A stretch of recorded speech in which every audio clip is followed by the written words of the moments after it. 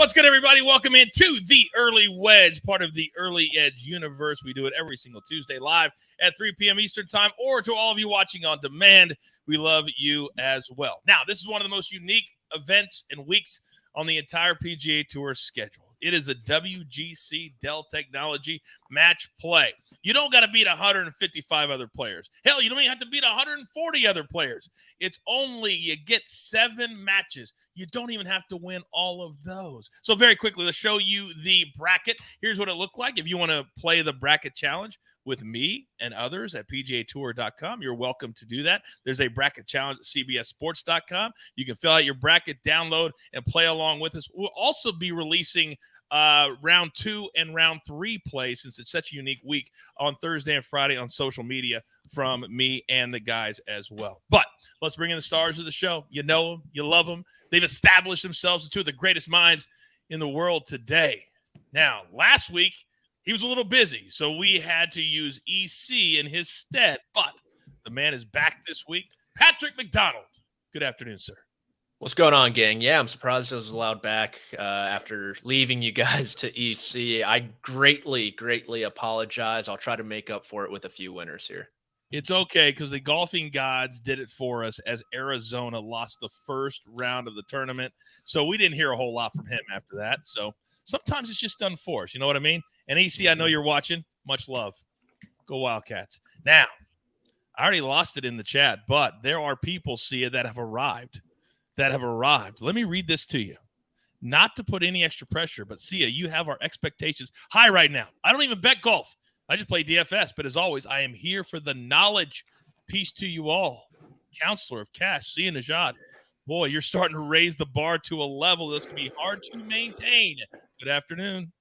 It will be hard to maintain. One thing I can promise is that I will try to maintain it. I'm really excited for this Match Madness that we have this week. I think it's actually really exciting to be able to look at another bracket. Speaking of Arizona, my bracket, the hopes and dreams of that were crushed when Arizona lost. I'll be perfectly candid there. But I've got another bracket I can fill out, and it's because of the WGC match play. I am super excited to talk not just betting, but DFS, to the commenter's point. You're damn right. All right, so the betting odds this week. And again, what do we always tell you? We don't like to give out plays that are less than plus 1,000. But this week, maybe that will change. Again, remember, you only got to play 7 matches. One-on-one. Scotty Scheffler, defending champion. Boy, you think he's a beast? You think he loves – I got a little story for you later on Scotty Scheffler. John Rahm, he had to withdraw from the players. He seems to be healthy. Real quick, Patrick, what do you make of these odds? Scotty Scheffler, the clear favorite, and it's hard not to like his chances, right? He was a runner-up in his debut appearance, won last year, but you got to remember, he nearly didn't make it out of the group stage. He had to go to extra holes with Matt Fitzpatrick, barely got past him, and he even lost to Tommy Fleetwood in his first match. So even if you lose this week, you still have a chance those first 3 days to get out of your group. Which is why I said you play 7 matches. You don't have to win 7 matches. See ya. Talk to me. It's interesting about Matt Fitzpatrick, too, because last year I dubbed him as Match Fitzpatrick. I had him coming out of that group, and I was really happy to see that it actually went to a playoff, but the better golfer emerged. So I actually think Scotty Scheffler has a pretty good path to win this thing. I don't have him as one of my outrights, but don't forget he's got the Texas ties as well. He is extremely comfortable where this golf tournament is going to be held. And I think actually plus 700 is actually kind of a fair number. It's just not a number I'm interested in. Okay. Well, one of us might be interested in it. We'll see later in the show. We'll have to see. All right, let's get things started. Storylines that could affect the betting lines today. And I got to tell you, it's not just about this week, but it is kind of about this week. And I'll explain in a moment. We start with our version of March Madness, this bracket. Who's coming out of the group stages? Because that's kind of the level that we bet, right? You bet the group, and you win on Friday, and then you got, a million other ways to go. So see ya. Start us off.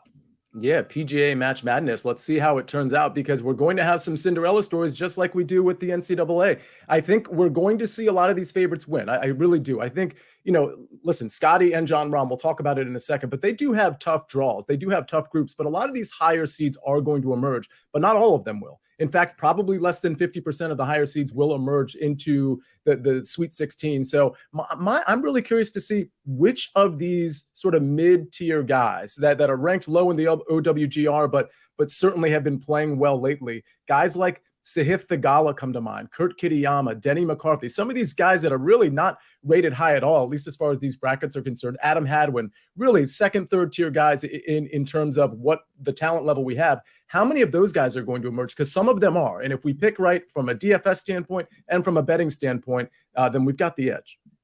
For those of you who are at home that are brand new, and there's so many of you, we try to educate. The reason that some of these groups are the way they are, that Sia just said, for instance, Scheffler has 32 and 33 in his group. Rahm has 31 and 34. It's a blind draw. It's 1 to 16, 17 to 32, 33 to 48, and then 49 to 64. So you could have any number of those, and it makes for some soft groups, and it makes for some tough groups. But one of the tougher groups, just because this man is in it, is Rory McIlroy, all the way down at the bottom on the same side as Jon Rahm, different region. But he made some news, Patrick McDonald, this week by showing up at Augusta and apparently, quote, tearing it up. Continue the story. Yeah, there's a lot going on with Rory McIlroy, specifically in his golf bag. He put in a new driver shaft this week, but that's not all. He was spotted at Austin CC sporting a new putter, Scotty Cameron Newport 2, which is more the blade, not the spider that we've seen him use in the past. So it's his last tune-up until Augusta. He's not going to play the Texas Open next week like he did last year. And look, he's done these type of equipment changes the week before. He did last year. He changed his golf ball, but he's not the only one tuning up. You think Ricky Fowler, he needs to get into the quarterfinals to make the Masters.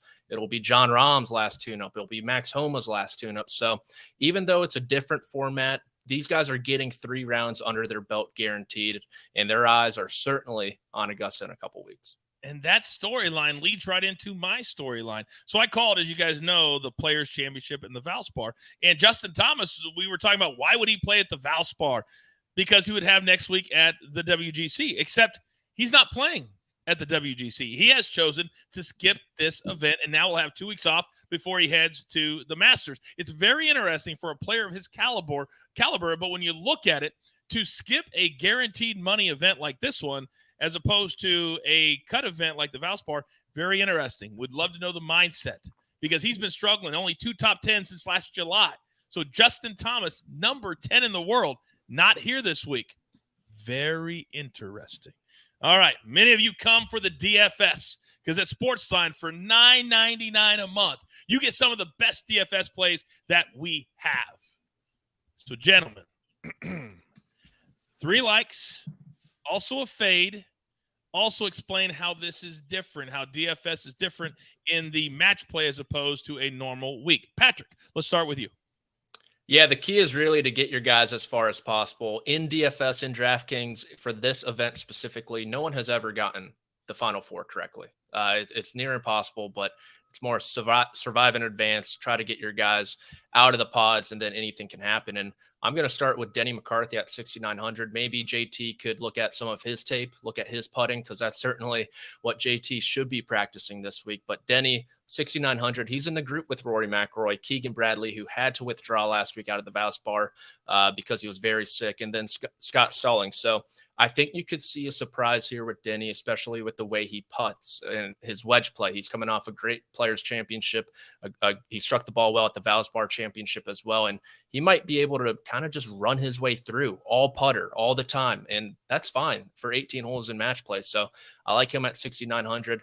Adam Hadwin will be kind of a similar statistical output, you would think. He's coming off a nice Players' Championship. He did miss the cut at the Valspar Championship, but he just had a couple blow-up holes there. And with match play, that's fine. You're only down 1 if you make a triple bogey. You're going to be able to survive there. And he's in the group with Sam Burns, Seamus Power, and Adam Scott. I think that one's a true toss-up. Any of those 4 guys could win. So at 7,500, I'm going to take my chance on Adam Hadwin. And then Tony Finau. I think he got one of the softer groups. He's with Kurt Kitayama and Adrian Meronk, who are both debutantes, and we've seen experience typically matters in match play. And the one experienced member of that group is Christian Bezuidenhout, 0-5-1 in his 2 appearances at Austin Country Club. Give me Big Tone. He's the clear class of this field to get out of that and make a little run. I think his kind of quadrant area is soft. And I'm fading Jordan Spieth at 10.2. I think he might be a little tired after last week.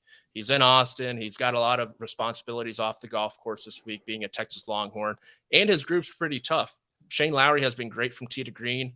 You get Taylor Montgomery, who can make 50-foot putts in a blink of an eye, and the same goes for Mackenzie Hughes. So I could see Spieth bowing out early, and at 10-2, that's not what you want from your top guy. He is dead to me right now, Patrick McDonald, because I may or may not have had a winning ticket on him last week as he's standing on the tee on 16 and hits it straight right into the water. It tests your professionalism when that happens. I will tell you that right now. It tests your professionalism. By the way, Marco says, big ups to the coach, you the man. I agree.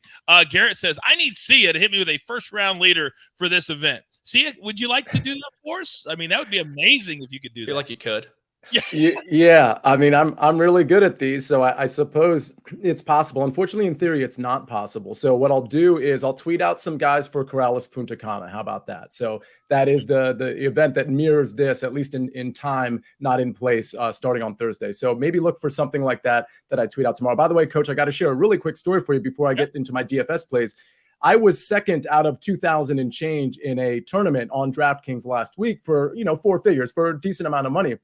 The reason I wasn't first, because you mentioned the Jordan Spieth thing. Well, on my team, among other guys of the 6, I had Jordan Spieth, Tommy Fleetwood, and Adam Schenk. I needed any of those guys to win, and I coast to the first place outright out of more than 2,000 people. And somehow, Taylor Moore, who was just, kind of there, kind of just lingering for a while, jumped all 3 of those guys, and I moved to second place. Now, granted, it was a lot of money either way. It was certainly more money for first place, but the idea that Jordan Spieth, Tommy Fleetwood, I kind of get it. But the Shank thing with the tree and how he had to get out of that jam, it was just unbelievable circumstances for Taylor Moore to capture that win and knock me into second place. So in terms of testing your professionalism, I also was tested by Jordan Spieth, Tommy Fleetwood, and Adam Schenk. Credit, by the way, to Adam Schenk. I don't feel so bad. I really, really don't. And I think everybody watching right now can understand the feeling. It's hard to win DFS, is it not, Sia and Patrick? Yes. So when you get in a position to win one of those, it is so self-satisfying. And then when that happens and one of your guys has to hit a left-handed shot from a tree, it hurts. Because it's hard to do. It is so hard to do. All right, well, let's make it happen this week for the good people. Counselor, what do you like? Yeah. So let's start with Cameron Young. So I really think Cam Young has a really good shot to go pretty far here. And at 9,200, I think it's a good price. I love the trajectory, but more importantly, I like the group that he's in. I mean, he's paired with Sepp Straka, Corey Connors, and Davis Thompson. I think the only competition there, honestly, is Corey Connors. And I'll take Cam Young, especially in match play, over Corey Connors pretty much all day. What's really interesting is that the second round for Cam Young is going to be potentially Jon Rahm. But the reason I like Cam Young so much is because I think it's possible, not probable. I think it's possible that Jon Rahm doesn't get out of his group. And that's not because Jon Rahm's going to play poorly. It's because he has Billy Horschel, who's very good at match play, Keith Mitchell, who's emerging, maybe a poor man's Jon Rahm, very poor man's Jon Rahm, but nonetheless has a similar skill set, and Ricky Fowler, who is emerging. So I think it's possible that Rahm could get upset. We see that all the time in match play where he doesn't emerge from the group. Now you have Cam Young going against a lesser guy, and then you get him advancing some more. So I think Cam Young has tremendous upside. Sahith Theegala is, to me, the perfect match play candidate, because what does Sahith Theegala do? He attacks pins, he gets birdies, he scores, but there's also the idea that he can really go wayward and maybe get you a triple bogey or a double bogey or something like that. Well, that doesn't matter here. So for those that are uneducated on this sort of match play scenario, if you get a triple bogey, it doesn't count as 3 strokes against your card. You just lose that hole. You go on to the next hole. So guys like Sahith, I think, and Cam Young, frankly, are really good guys in terms of take the risk in this particular setup, because that wayward hole isn't going to matter too much. I'm not super intimidated by his group, by the way. He's with Matt Fitzpatrick. He's with Min Woo Lee and JJ Spahn. I think, honestly, Min Woo Lee is probably the stiffest competition in that group as it stands right now. So I think Sahith could emerge and then get even further. Finally, Kurt Kitayama. I have to take kind of a lower priced guy here. It's really hard to fit in a lineup with 2 studs. It's darn near impossible. So Kurt Kitayama's in Finau's group.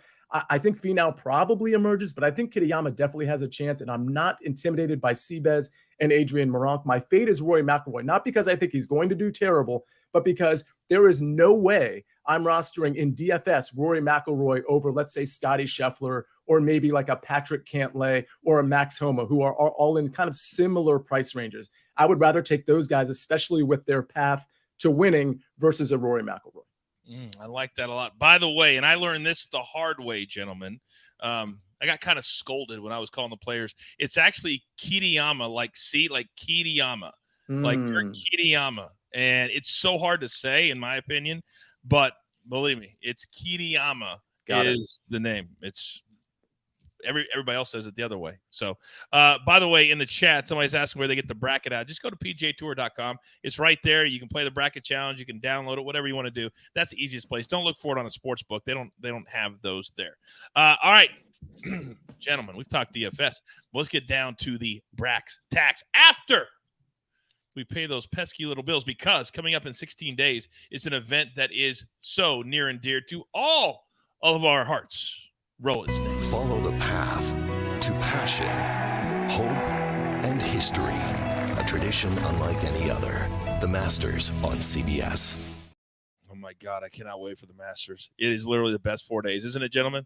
Is it not the best 4 days of the entire year? Oh, my gosh. Patrick, do you go? You're writing for CBSSports.com. Do you get to go this year? Not this year.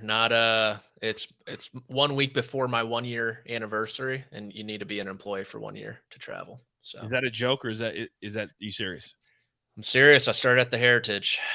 No. You have to be at CBS for a year before you can travel. Or like full time. Maybe they do some contract work first. Yeah, maybe we have different contracts. I don't know. Very interesting. That's weird because they're sending me. I get to bring a couple buddies too. I'm sorry, I didn't know you weren't going. I would have brought you. Patrick, I mean, we had an extra room and everything for you. Yeah. All right. That's so on me. This week's a little getting buried. This week's a little bit different, that we don't really have tournament matchups. You don't have one-on-one tournament matchups. So we still have head-to-heads. And so here's what we're going to do. We're going to have round one head-to-heads, because every player will play 3 matches, one each day, Wednesday, Thursday, and Friday. So follow all of us on social media, because on Thursday and Friday, I have told the crew they have to send out multiple picks. We'll all 3 do that on our social media for Thursday and Friday. So here on this show, we're just going to do round 1, just round 1. And there will be 32 matches to choose from on Wednesday. So see you, Nejad. Start us off. Yeah, one thing that's really cool here, and again, it's just round 1 matches, but the cool thing is across the sites, we're going to get consistency. So every tournament that's not match play, we're usually getting different matchups across the board, whether they be round 1 or tournament matchups. So I think it's really cool that you're probably going to find all these, maybe slightly different numbers, but generally the same. DraftKings, FanDuel, Caesars, whatever book you're at, that they're probably going to have these. So I'll start with Tom Hoge minus 118 over Aaron Wise. I don't think this one needs a ton of explanation. If you've been following this show, we like Tom Hoge, especially on a shorter track, really dialed in on approach. And the wedge game is going to be excellent for Tom Hoge. Hopefully the putter survives. But Aaron Wise has just been, not Aaron Wise. Whatever we expected Aaron Wise to be this year, he certainly hasn't been. And I don't think he fixes himself in this particular tournament, in round 1 in particular. So I like the Tom Hoge number here, minus 118 over Wise. Tom Kim over Alex Noren. I think Tom Kim is a great course fit here. I think he has a chance to upset Scottie Scheffler and get out of his group. I don't think it's likely, but I think if there was somebody to upset Scottie Scheffler and emerge from the Scheffler group, it is Tom Kim.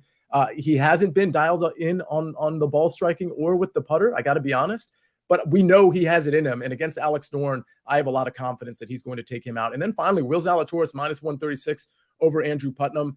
Andrew Putnam can flash here and there, and he can certainly flash with the putter as well, which is certainly a weapon. But Zalatoris has been a pretty good putter over the last 5 or 6 tournaments as well. Add to that, his ball striking is going to be way better than Andrew Putnam. And I'd probably put this number at maybe like minus 150 rather than minus 136. Maybe you can find it somewhere else at an even better number, like maybe minus 130. But this is a very fair number. I expect Will Zalatoris to win round 1.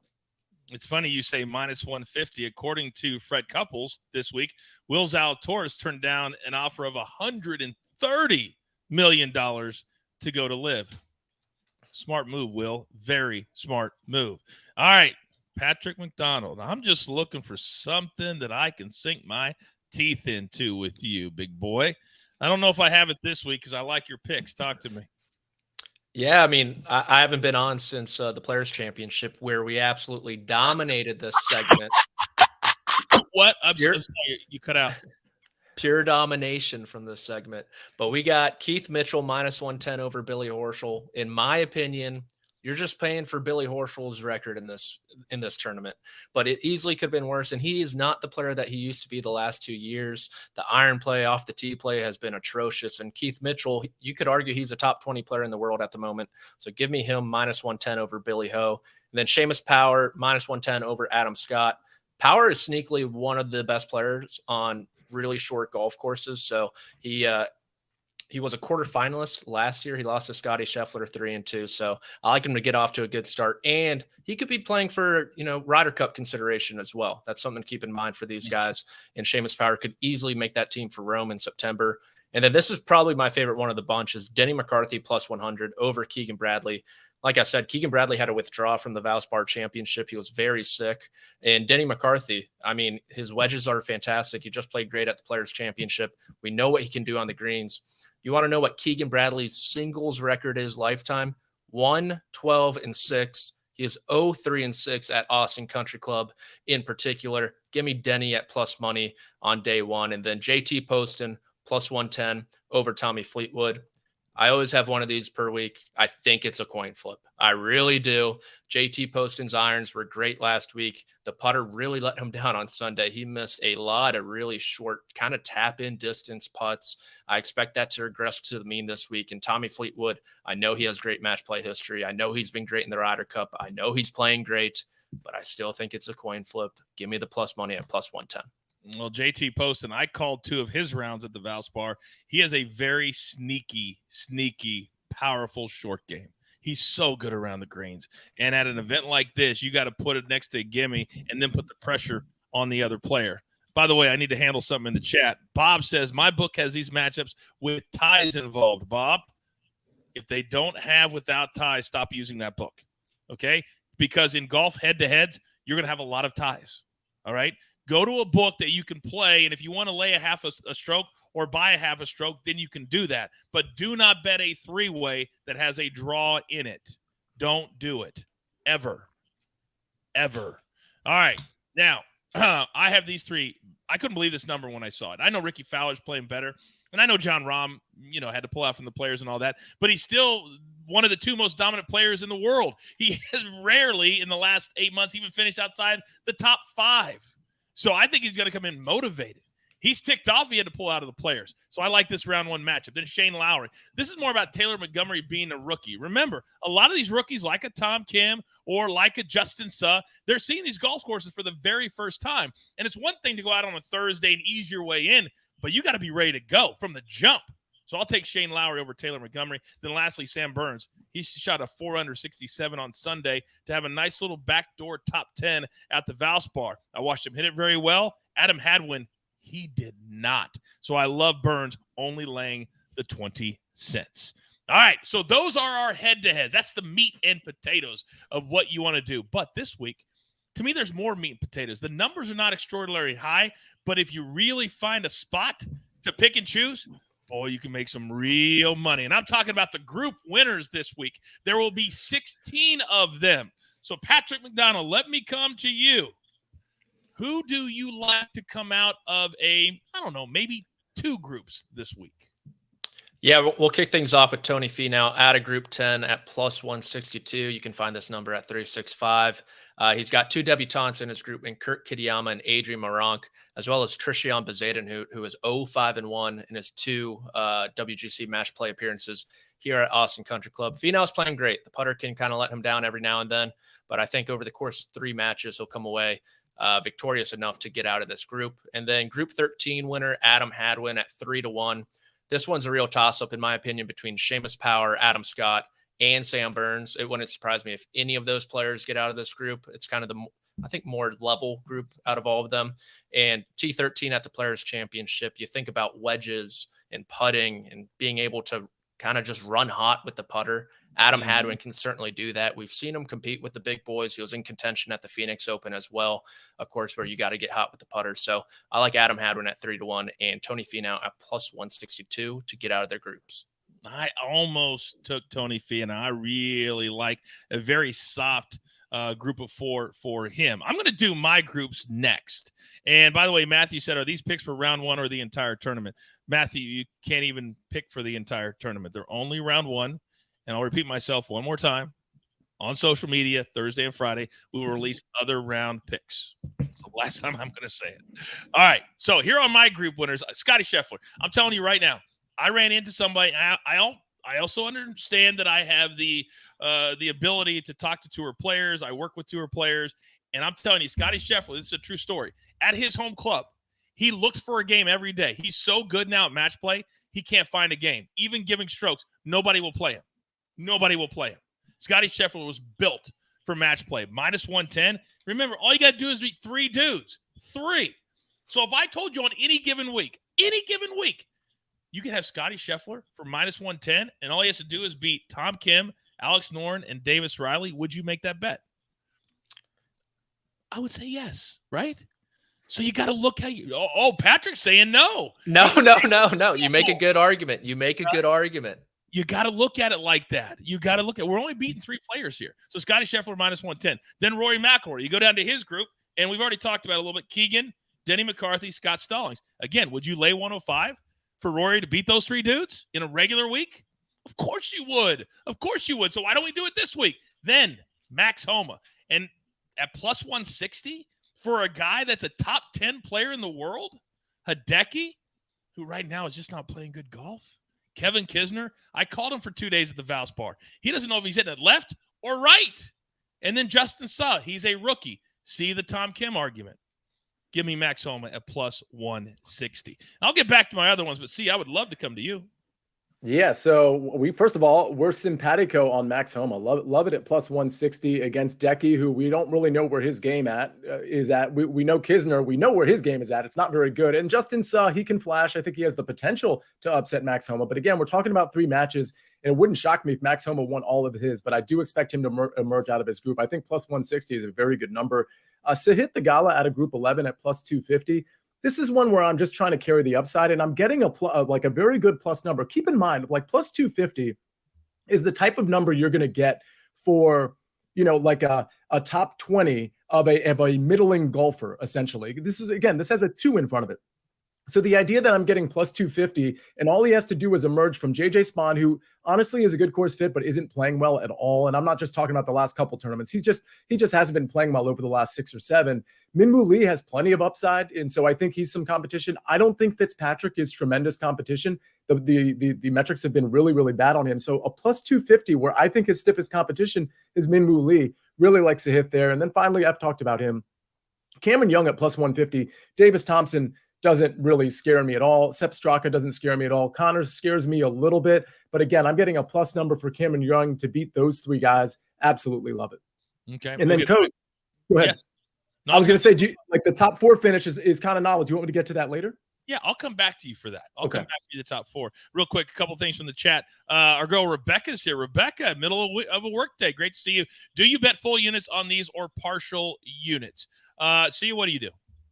It's a really good question. For me, it kind of depends, but I would say in this, because it's not a true head-to-head matchup like we have in what the previous segment or what we had in a normal tournament, you do technically still have to emerge from 3 other golfers, and that's why we're getting a plus number. So while I love all of these, and if you were to tell me, Coach, that Rebecca wants to put a full unit on these, I'd say that's fine because I'm confident in these plays. But given that it's 4 people you have to emerge from, I would probably recommend partial units, maybe a half a unit on each of these. Again, you're getting such a good plus number on most of these. And even the ones that are minus numbers that you have, Coach, I mean, there's a reasonable, like minus 110. It's not like it's minus 160.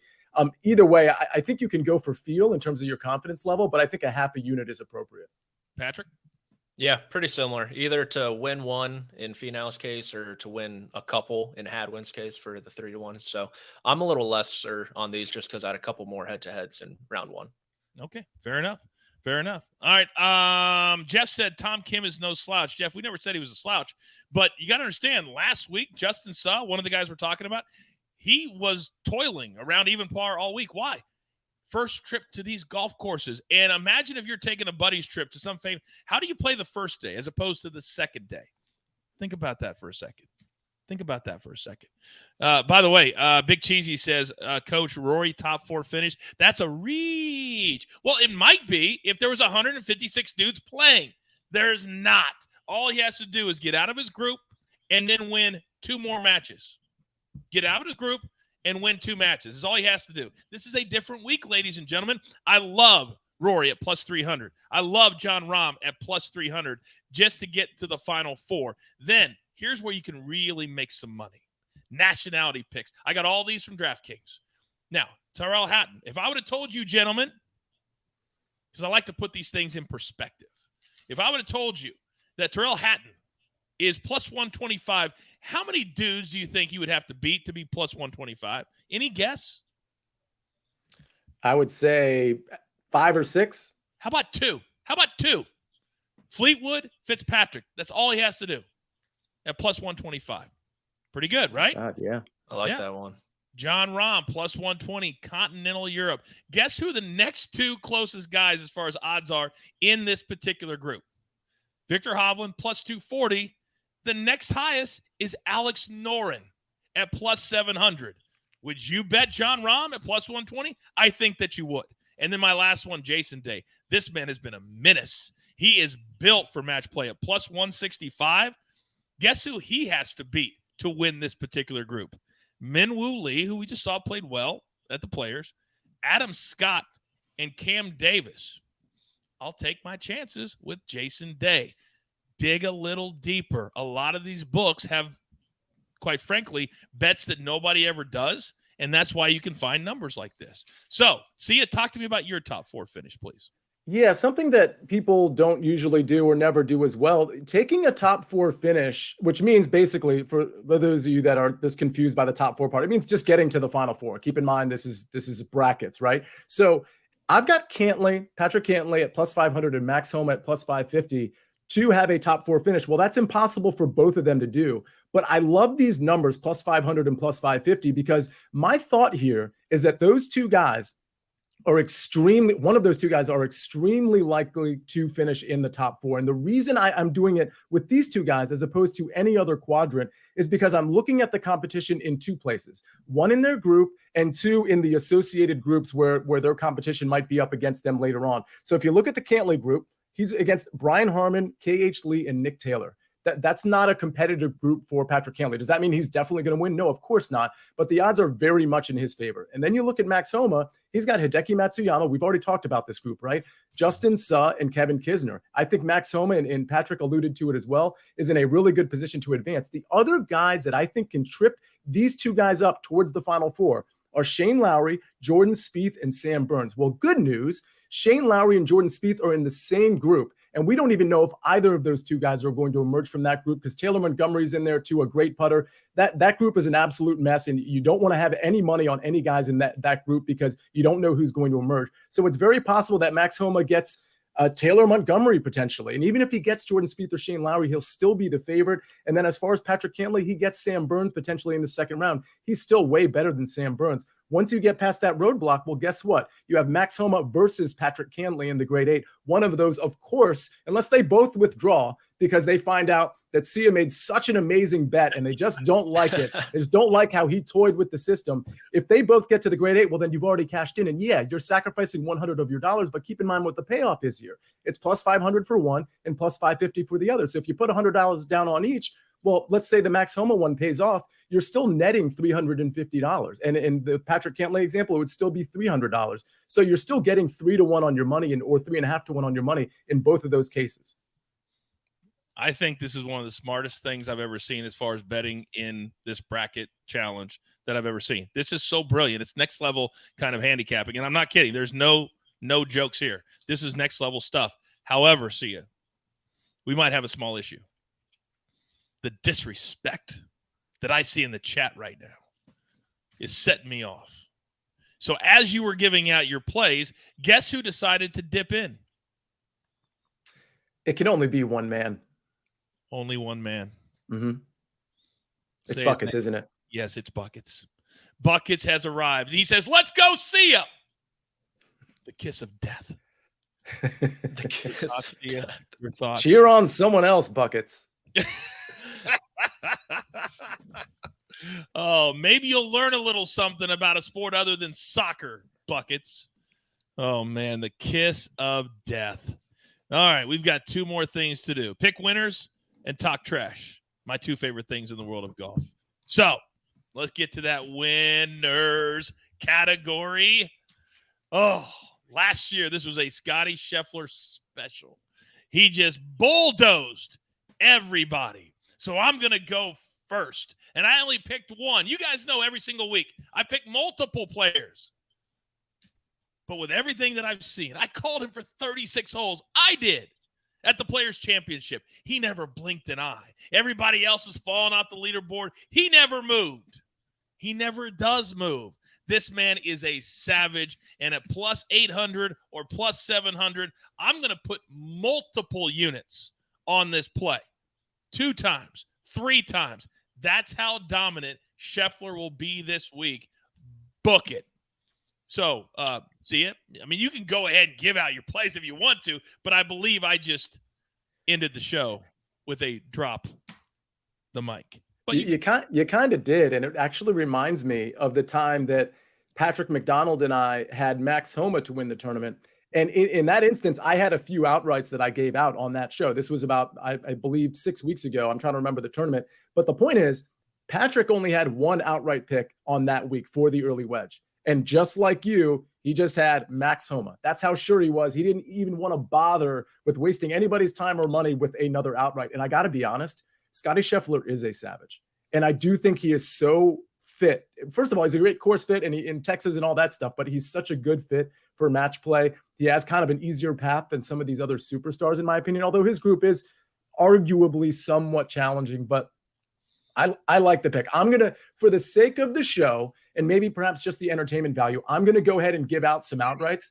But I gotta be honest, this is more just entertainment value than anything. We can clip it up later and so that maybe we can like make fun of me for how wrong I am. But I'm going to start with Patrick Cantlay at plus 1,800. I've talked about how I like his quadrant quite a bit. There are some landmines in it. I mean, obviously Jordan Spieth, Shane Lowry, Max Homa, and Sam Burns, who I have here on this board as well. But I think Patrick Cantlay is the class of this, and I think 1,800 is a good number. Cameron Young, listen, if this number was like 26-1 or 25-1, and that's where you're getting it, I actually don't like it. But at 30-1 or longer, I think Cameron Young is a pretty good bet. If he can get past the Jon Rahm group, if he makes it to the second round, this guy has tremendous upside. I put him in the same ilk as like a Sam Burns who can just roll through this thing, because if they're dialed in, they're going to be dialed in. I already mentioned Burns. I want to mention 2 long shots. I mentioned him before. I think Sahith Theegala is perfectly fitted to dominate match play. I really do. And I think to be honest, I think people going up against him, if his game is on point, are going to be kind of intimidated to go against Sahith Theegala. I think we could see a tournament where we really start noticing and talking about Sahith. So I think 6,500, it's kind of a contrarian outright play, but I think there's merit there. And then Denny McCarthy, who Patrick brought up, this Rory group, I don't know where Rory's game is at, but I do agree with Patrick that Denny, if he's dialed in with the putter, if the ball striking is even decent, which it has been, by the way, off the tee, he's been better than on approach, but he's been okay on approach as well here and there. This is like a good putter is the type of thing that can really mess with people's heads in match play, because you can hit it to 12 feet and Denny McCarthy hits it to 17. Guess what? Denny's got the advantage. It's just that simple. And so I think if Denny's ball striking is decent, 100-1, I'm willing to speculate both in DFS and in the outright market. And we normally don't condone or say, hey, yeah, make several different winning picks. But this week, you could really hedge your bets if you pick guys from the different regions. If they all make it, if you're lucky enough, well, then you can hedge your way because they'll be playing against each other. That's something different than you have in a normal week. By the way, see ya. The disrespect continues. The disrespect continues. Big Cheesy is now asking Buckets for his lock of the week in this tournament. And Bucket says, hey, Cheesy, I'm 0-120 in my last 120 golf picks, 6 of which were showdowns. He had to pay you $100. The man's broke from showdowns. Oh, come on, Big Cheesy. Come on, Big Cheesy. By the way, Big Cheesy is on a Zoom call at work right now and then has our audio up. So he's not listening to his bosses. He's listening to us on a Zoom call. Big Cheesy. All right, Patrick, your picks are far from cheesy. I'm here for both of them. Talk to me. Yeah, I know Sia said purely entertainment value after your great speech, but Scotty Scheffler ain't winning this week, Coach. I'm sorry. It's going to be Max Homa at 22-1. Over the last 3 months, he is first in strokes gained approach, 9th in strokes gained putting in this field. That is a lethal combination in match play. You go back to 2021. He lost in a playoff to Billy Horschel out of the group stage. That easily could have been his path to the championship. Ended up not happening, but I love him at 22-1. And then Jason Day, 33-1. In his career, he is 24-15 in singles match play. He's a 2-time winner of this event, one out in Arizona when it was still single elimination, and the first time it was held here at Austin Country Club. So he has the experience. He has 3 somewhat poor putters in his group. And last 3 months, 5th in total strokes gained, 9th strokes gained tee to green, 3rd around the green, 1st in putting. There's a lot to like about Jason Day this week. And if my dreams come true and both these guys get out their pods, they're playing well, they will meet in the Final Four, which would guarantee a championship appearance out of someone, at which point we could hedge if we're going against someone like a Rory or a Rahm, or just let it fly if someone else is in the finals. Very interesting. Interesting concept. Interesting approaches. By the way, CID says, Coach looks tired. What? I've never been fresher. 2 weeks on the road, 2 big events, play-by-play, trip down to Fort Lauderdale, in between. Tired, please. I could do this for days, weeks, years. Now, one other thing we love doing at the Early Wedge is talk a little trash. So I thought it'd be fun, gentlemen, to throw up your entire bracket and kind of break it down in 20 or 30 seconds, kind of tell us what you're thinking. And then we'll see how it all shapes up at the end, and then we'll get a little reaction to it. So, Patrick, if you don't mind, let's throw yours up first, Snake. Let's throw up Patrick's and just kind of talk your way through the entire bracket there. Yeah, so top left, Scotty Scheffler is bowing out early. Alex Noren is taking that group. I don't really have a good reason why. I just think Scotty Scheffler's putter will let him down once during the first 3 days, at which case someone else will come through. And Alex Noren, come on, European Ryder Cup star. And then I have Rory losing as well in the bottom right. I think he gets knocked out early. I'm with C on that one. Denny McCarthy's going to come through. But we got Rahm making a big run out of the top right. I think he gets into the Elite Eight where he runs into Tony Finau and loses. They're good buddies out of Scottsdale, play a lot of money games together. I like Tyrrell Hatton. I think he got one of the softest groups. He's playing well at the API. Had that great back 929 at the Players' Championship. I think he makes his way to the Final Four. And then the 2 guys I just mentioned, Jason Day, Max Homa. I have Homa barely clipping Day in the semifinals, which would set up Homa v. Hatton, maybe the chillest versus the unchillest guy on the PGA Tour, and give me Homa in that one. And I took Day over Finau in my consolation match. Oh, I'm sorry. Did you say anything after Alex Noren is going to be Scotty Scheffler? Because I haven't heard anything since then. Yeah. What are you talking about? Alex Noren? Just wait. A lot could happen. Scotty's first match tomorrow, revenge match for Davis Riley, U.S. Junior Amateur. Scotty clipped Riley. Riley wants his money back. He's going to take down Scotty. That opens the door for Alex Noren. See you later. The Junior Championships coming back to haunt us in round number 1, according to Mr. Amateur Status on the Twitter. By the way, and I just had this. Oh, Knowledge says, I'm pretty sure Coach doesn't age. And I never will. Not one single frown line, one single wrinkle. I'm blessed. Just blessed. All right. Let's see how blessed Mr. Sia Nejad's bracket is as we pull that up. Talk me through it, Sia.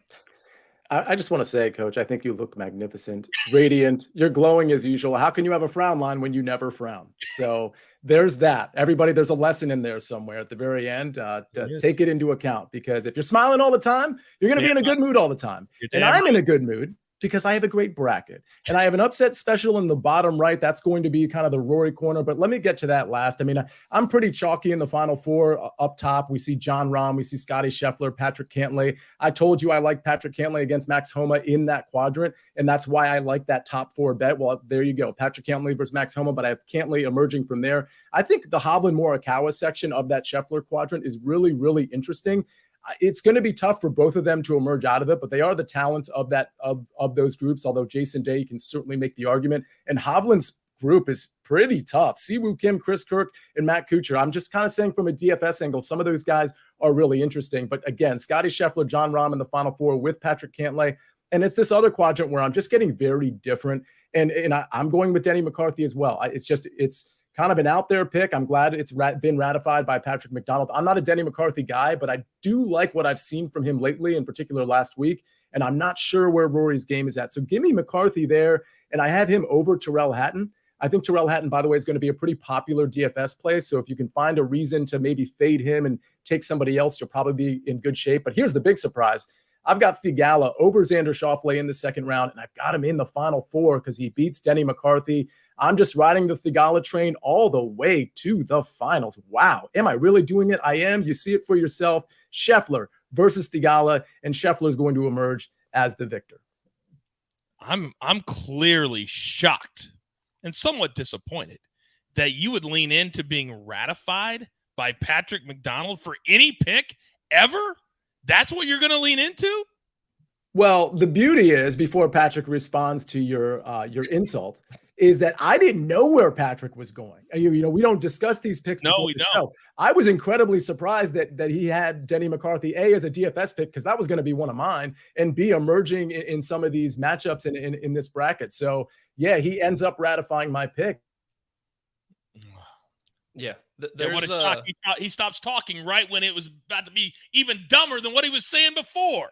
There's a little inside baseball to the Denny McCarthy pick. You know, back in the day when I was a freshman, he was a senior in high school. He took me down 1-up in a match. And so Really? I've seen him firsthand what he can do in match play. And if he can beat Patrick McDonald at age 14, I think he can beat world number 3 Rory McIlroy. That's all I'll say. That is all I will say. That's a great way of connecting the dots. It truly is. It truly is. By the way, where he stopped in that video was amazing. That was amazing. All right, so left Patrick, the building. Yeah, we can still do this, the two of us. We don't need Sia to do this. So throw yeah. my bracket up there, big boy, unless you already have done it. Am I up there now? Oh, yeah, I'm up there. Thank you, Snake. So I'll be very quick. I'm very, very chalky, but for a reason. Scheffler, you know, I'm taking him all the way through. He's going to win. Book it. Bet multiple units on it. But everywhere else, if you're in a bracket challenge, like at PGAtour.com or CBSSports.com, these other ones matter a lot too. It's how you accumulate points to win said bracket challenge. So, Patrick, I have the same thing that Sia has. Homa playing Cantlay. In that side, I have Tom Hoge is kind of – you always have to pick one name, don't you? Yours is Alex Noren. Mine might be Tom Hoge. It's never chalk. This thing, if you take chalk all the way through, you will lose. That historically has been the case. So I like Hoge to beat Theegala. I also have Theegala getting out there, but Hoge to play Rory for the right to get to the Final Four. And then I have Rahm playing Zalatoris in the Elite Eight for him to get to the final. Then I have Scheffler and Rory in the final, not Rahm. And then if Rahm has to play for third place, he's not going to be motivated. No. So if he does that, I'd bet against Rahm in the third place as well. Your thoughts on my bracket, sir? Very chalky Final Four. I will say for the Patrick Cantlay fans out there, it takes a lot for him to get up and play with his back injury that happened, nearly a decade ago. So 7 rounds could be a lot for Cantlay, in my opinion. So he's one I'll keep an eye on. But the number in the path, you can't deny it's setting up great for Cantlay to get to the Final Four. Yes, it is. Yes, it is. By the way, the last minute and a half or so has kind of told me, Patrick, you and I could do a show on our own. I mean, Sia's getting so arrogant these days with everybody loving him in the chat, telling him how great he is. It's almost sickening to me a little bit, to be honest. Yeah, all I really need is my law degree and a buttoned-up polo, and I'm pretty much halfway there for Sia. I mean, you both have incredible lettuce on the top of your domes. There's no question about that. But you're right. One of these days we should dress like him and not tell him. Just show up. Yeah. Just a blue polo. Just a blue polo. That's true. All right, ladies and gentlemen, we are here every single Tuesday at 3 p.m. Eastern time with this particular show. We can't thank you enough for hanging out with us, laughing with us, and learning with us. This is going to be a very fun week. Remember to follow us on social media because amidst all of the basketball March Madness is the WGC March Madness. Everybody can exist. It's okay. We can. So with all that being said, there's only one thing left to do. And I believe you all know what that is. You've got your marching orders. Let's take all of these golf tickets straight to the pay window. For my entire crew, love them all. Patrick McDonald, the counselor, the snake behind the scenes doing the ones and the twos, and all of you at home for taking the time on a Tuesday. We grind for you so we can win with you. It's what we're all about at the Early Wedge. Good luck.